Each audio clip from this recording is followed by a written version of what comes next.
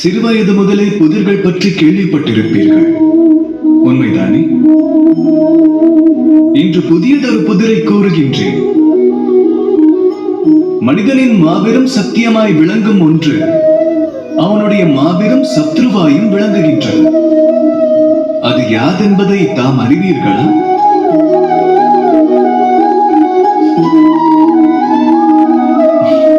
அறிவில் சிறந்தவர் விடையை உடன் அறிந்திருப்பார்.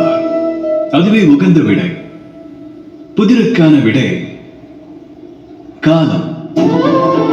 ஏன் ஏன் இந்த காலமானது தமக்கு மித்திரனாயும் விளங்கி சத்ருவாயும் விளங்க வேண்டும்? ஒருவர் காலத்திற்கு மரியாதை அளித்தார், தகுந்தவாறு அதை பயன்படுத்தினாரானால் அந்நபரின் லட்சியங்களை காலமானது நிறைவேற்றும். காலம் உள்ளவரை மக்கள் அந்நபரை போற்றி புகழ்வார்கள்.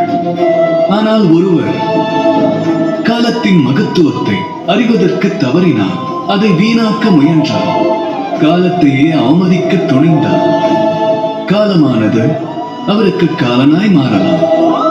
ஆகையால் காலத்தை போற்றி வணங்குங்கள், அதை வீணாக்காதீர்கள். ஏனெனில் காலத்தை போற்றினால் தமது நற்காலம் யாதென்பதை உணரலாம். அதை போற்றத் தவறினார் வாழ்கின்ற வாழ்வனைத்தும் அதே காலம் துர்காலமாய் மாறிவிடும். அன்புடன் உறக்க கூறுவோம், ராதா ராதா.